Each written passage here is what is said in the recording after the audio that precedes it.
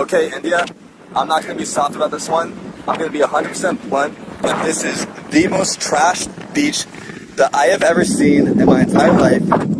There is a serious problem with the mentality of trash in this country. कोई दिखा रहा था मुझे कहीं कोई सर्वे हुआ है, विदेशियों से सवाल पूछे जा रहे हैं कि दुनिया में सबसे गंदा देश कौन सा है, और ज्यादातर लोग कह रहे हैं इंडिया। और हम बहुत धार्मिक लोग हैं, जरूर हमारी इस धार्मिकता में और हमारी सार्वजनिक जगहों के गंदे होने में कोई गहरा नाता है। गरीबी बिल्कुल एक कारण है, पर सिर्फ गरीबी कारण नहीं हो सकती, क्योंकि और भी गरीब देश हैं, वो इतने गंदे नहीं है। तो इसीलिए आप पाओगे कि हमारे पूजा स्थल, हमारे देवालय सबसे गंदे रहते हैं। लेकिन ये बात आप घरों के अंदर नहीं पाओगे। घरों में सफाई रहेगी, घर में अगर मंदिर है तो एकदम साफ मिलेगा। मुझे अपना देखना है, कोई और क्या कर रहा है वो मेरी जिम्मेदारी थोड़ी है। मुझे स्वर्ग मिल जाए, मुझे मोक्ष मिल जाए। मैं दान भी किसी को दूं तो इसलिए कि मुझे पुण्य मिल जाए। मैं किसी को अगर मरने से बचाऊं भी तो इसलिए कि मुझे पाप न लग जाए। सब कुछ स्वयं तक सीमित, तो अपनी जिम्मेदारी भी सीमित। फिर मैं क्यों फिक्र करूं कि दुनिया गंदी हो रही है, कि मोहल्ला गंदा पड़ा हुआ है, क्या फर्क पड़ता है। मैं जाकर के अपने मोक्ष, अपने उद्धार के लिए गंगा में डुबकी मार रहा हूँ और गंगा को गंदा कर रहा हूँ। ये काम हम ही लोगों ने करके दिखाया है। मुझे मेरा मोक्ष मिल जाए तो मिल जाए, उसके लिए मैं गंगा को माँ कहता हूँ। माँ मैली हो तो होती रहे। दुनिया में किसी देश में इतनी गंदी नदियां आपको नहीं मिलेंगी। और लोक धर्मियों ने नदियों को माँ बोला, ये भी किसी और देश में नहीं मिलेगा आपको। भारत में पर्वतों की जो दुर्दशा है, ये आपको दुनिया में कहीं ना मिले। लेकिन हमने अपने पर्वतों को देव स्थल बोला, देवभूमि बोला, ये भी आपको कहीं नहीं मिलेगा। क्योंकि हर काम स्वार्थ हेतु है। और ये कितनी ज्यादा दुखद बात है, क्योंकि हमारे पास सर्वोच्च दर्शन है। और ये जो सर्वोच्च दर्शन है, आदर्श रूप में यही हमारे धर्म की आधारशिला होना चाहिए। बहुत बहुत ऊंचा धर्म होना चाहिए। लेकिन हमने उस आसमान जैसी ऊंचाई को बिल्कुल ला करके जमीन पर भी नहीं, पाताल में पटक दिया।